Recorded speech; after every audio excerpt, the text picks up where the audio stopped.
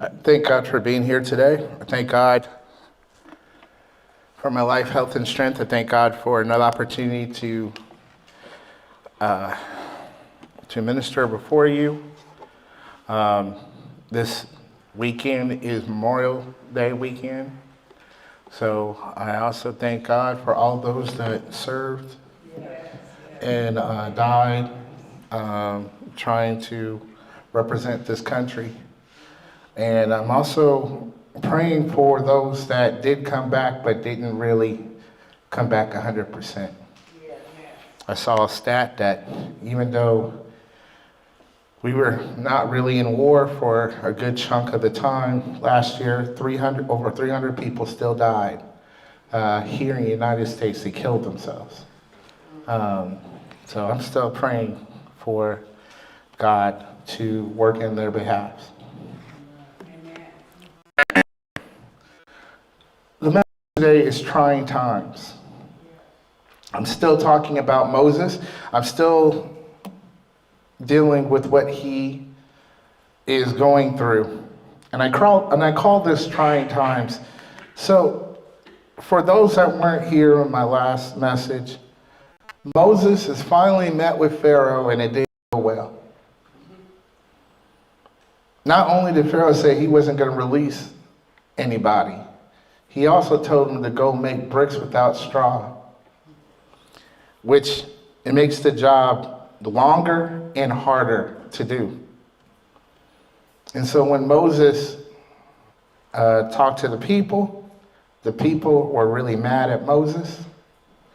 And Moses does what he does. Moses does what Moses does. He blames God for the failure. So I'm going to read I'm going to read quite a bit of verses here because God had a response to Moses' trying times. And I want you to see what God had to say. And I believe this is what God has to say to us today. We're starting in Exodus 6, and it says this. Then the Lord said to Moses, "Now you will see what I will do to Pharaoh. Because of my mighty hand, he will let them go. Because of my mighty hand, he will drive them out of his country." God also said to Moses, "I am the Lord. I appeared to Abraham, to Isaac, and to Jacob as God Almighty. But by my name, the Lord, I did not make myself fully known to them.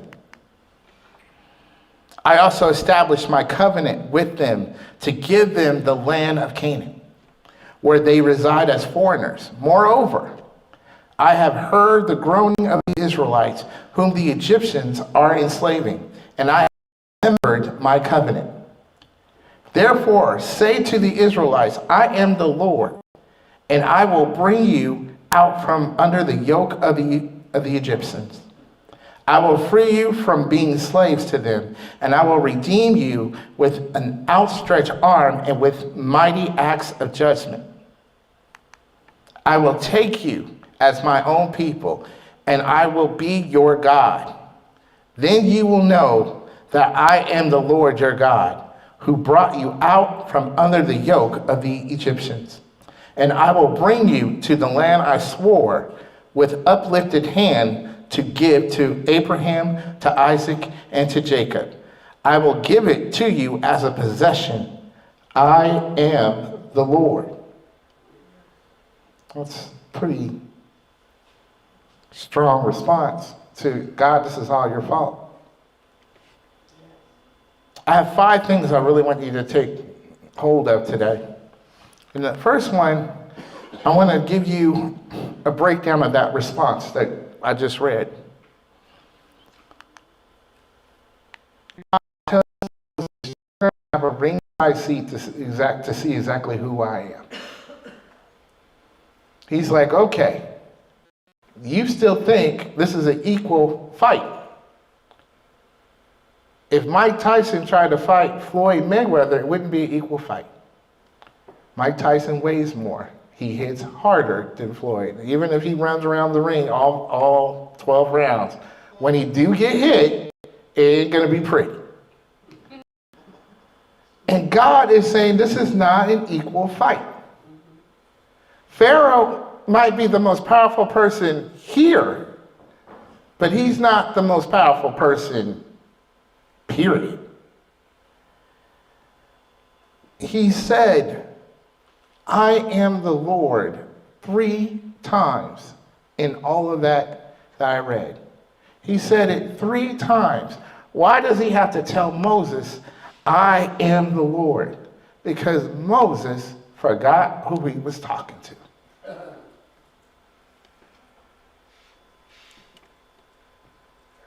There's a thing that's going around lately because everybody is loving going back in time and thinking about stuff. And one of the things that is going around now is Larry Bird. And people talking about how much trash talking Larry Bird did on the court. Now, if you don't, you're too young to know who Larry Bird is. He played for the Boston Celtics. He was okay. No, he was really good. And Larry Bird kept telling people, do you guys know who you're playing against? Okay, I'm going to go over to that corner. I'm going to pump fake. You're going to jump in the sky, and I'm going to shoot this 3-pointer while you're going into the crowd. And then he would do it. He tells them what he's going to do, and then he would do it. Oh, I'm going to shoot it behind the backboard.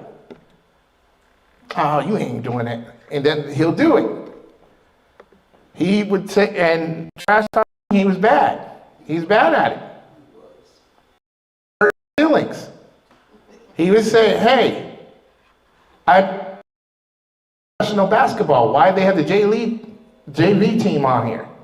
What? Hey, is this the best guard you got? Can you get the other guard in? Because I'm about to wear you out. He would say so many different things. And God is saying to Moses, you forgot who you were talking to. You forgot who I am. Evidently, the burning bush did not sink in. Evidently, that staff that you keep carrying that turns into a snake and that can do all sorts of different things, you forgot who gave that power. You forgot who called you.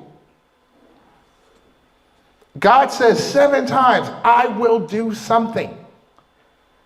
He is making a new covenant with Moses, saying, I'm honoring everything that I talked to Abraham, Isaac, and Jacob about. Basically, when God makes a promise, it will happen. Yes. I have people in my life who prayed for me when I was a kid. They died and had no idea that I would be standing in front of a pulpit in front of all of you today speaking the word of God. But they prayed for me. They were praying that God would make them a covenant over their children and their children's children. And they didn't see it. They died and didn't see it. But look where I'm at.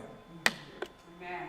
When God makes a promise, it will, you not see it, but it will happen. Amen. It doesn't matter if it seems like the devil is winning. It doesn't matter if it seems like Pharaoh is winning. When God makes a promise, you can take it to the bank. The bank will bounce before that check does. God's master plan required a big God response, and we serve a big God. If God just let Moses walk in there and say, let my people go, and Pharaoh said, okay, then Pharaoh is not really going to be impressed with all the things God's about to do. God's like, hey, I got this. I'm going to make it so hard for Pharaoh that he's going to drive you out, not let you go. He's going to push you away. Corey was telling me earlier today that when they left as millionaires. That's because he was giving them, like, go, here, take this, go, go, go. Just get out. God's response to us today when we're having trying times, when we're fighting an enemy and it feels as if we're not winning, is that I will make a promise to you, and that promise will happen. The other aspect of it is him reminding to us that I am the Lord. Yes. I don't have to worry about who's president. I don't have to worry about who's mayor. I don't have to worry about who's governor. God said, I am the Lord. I don't care what crazy laws they might pass. I don't care if they do all sorts of different things. All I know is I need to trust on the one that says, I am the Lord. Yes, yes. All right. Moses got that big pep talk. Let's see what he says. Moses reported this to the Israelites, but they did not listen to him because of their discouragement and harsh labor. Then the Lord said to Moses, go tell Pharaoh, king of Egypt, to let the Israelites go out of his country. But Moses said to the Lord, if the Israelites will not listen to me, why would Pharaoh listen to me, since I speak with faltering lips? Number two thing I want to talk about is Moses' response to God. And I'm just going to tell you, this is what you do not do. I'm just going to start off that way. So, the people disbelieved Moses, and now Moses is disbelieving God. He let the people get in his head. He let the people that he's supposed to be freeing get in his head. So, how many people do we have in our lives that are unsaved, and we're watching them tell us, maybe even cuss at us, telling us that, no, there ain't no way I'm going to church. There ain't no way I'm going to serve the Lord. And we're like, well, he said that, so I guess that's true. And we completely forget, oh, wait a minute. I was saying that before I got saved. So how does God respond to this? He shrugs it off. God doesn't get mad. He doesn't cast down Moses. He doesn't kill him. He shrugs it off. Why did he do that? Because God's plan and power doesn't come from our belief in him. He's God. He can do it all by himself. He doesn't need me to pump him up. We do praise and worship, but if I don't praise and worship him, God is still going to be God. Amen. If I'm walking in rebellion, well, God, you didn't do this for me, so today I ain't going to sing, I ain't going to clap my hands, I ain't going to say nothing. Well, fine. God's still going to be God.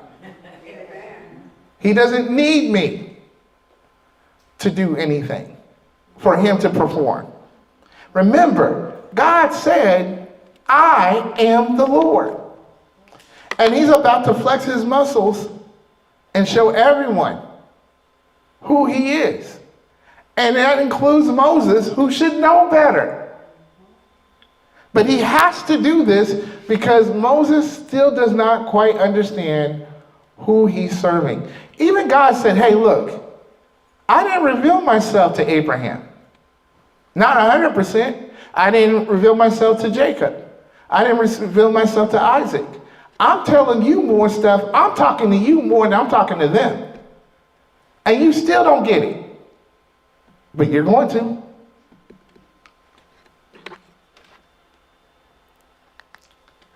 Now, I didn't want to put all this in there because there's about 21 verses of God saying to Moses, all right, if you really want me to go there, You know, it used to be when I was talking to someone older and I'm running my mouth, you know, because you're young, when to shut up. And then they're like, hey, you know what? I know your grandma, I know your mom, I know your dad, I know all their brothers and sisters. You can't talk to me like that. You know one word and you are never going to walk out of that door.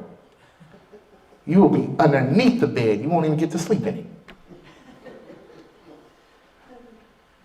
And so God does the same thing to Moses.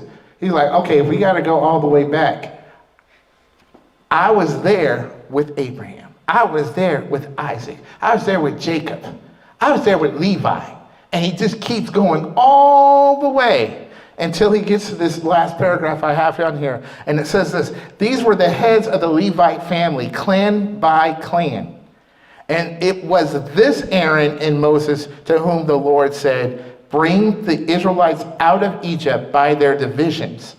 And they were the ones that spoke to Pharaoh, king of Egypt, about bringing the Israelites out of Egypt. This same Aaron. And I'm like, okay, author, why are you breaking the fourth wall here and telling us that this is Moses and Aaron? I'm reading the story, and then you just like, hey, just want to make sure you guys understand that Moses and Aaron is the same Moses and Aaron God's talking to. Why is he saying that? To remind us of who the Lord is. Because people know, I've heard of Moses and Aaron. Who the people he's writing this for, they heard of him. They know who he is. But they don't realize that God has been here for quite some time. They don't realize that God was walking with their ancestors as he was walking with them. See, here's the great thing. I told you I had people praying for me when I was younger. God was walking with them at that time. God didn't get tired and say, okay, we're going to see what you guys do. I'm going to sit over here on the corner and rest.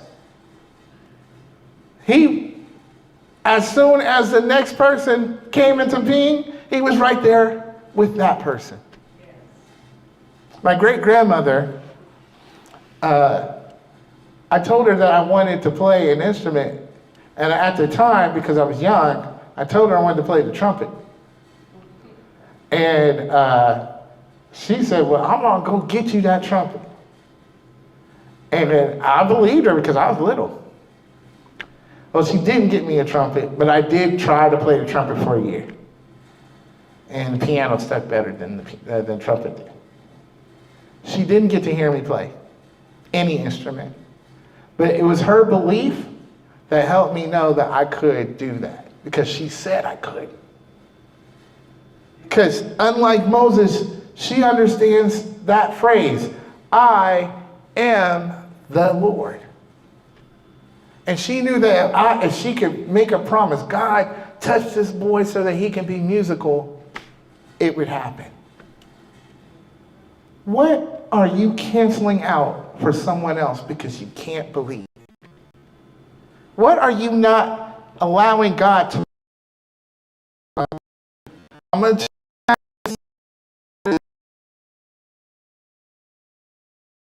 saying that sometimes because we can't see it, or we can't see that person doing it, we just say it's not going to happen. How many preachers are in pulpits today that were the class clown when they were in school, or the bully that was in school, and now all of a sudden they're saved? You actually know they're saved because they don't act the same way they were acting when you knew them. That leads me to point number 3. The time to do God's will is now. God went down Moses' lineage to show God planned for Moses and Aaron to be at this particular moment now. Think about it. He's getting nothing but rejection. The people he's coming to save don't like him anymore, and God says, you're right where I want you to be. It doesn't feel that way. But when God calls you to do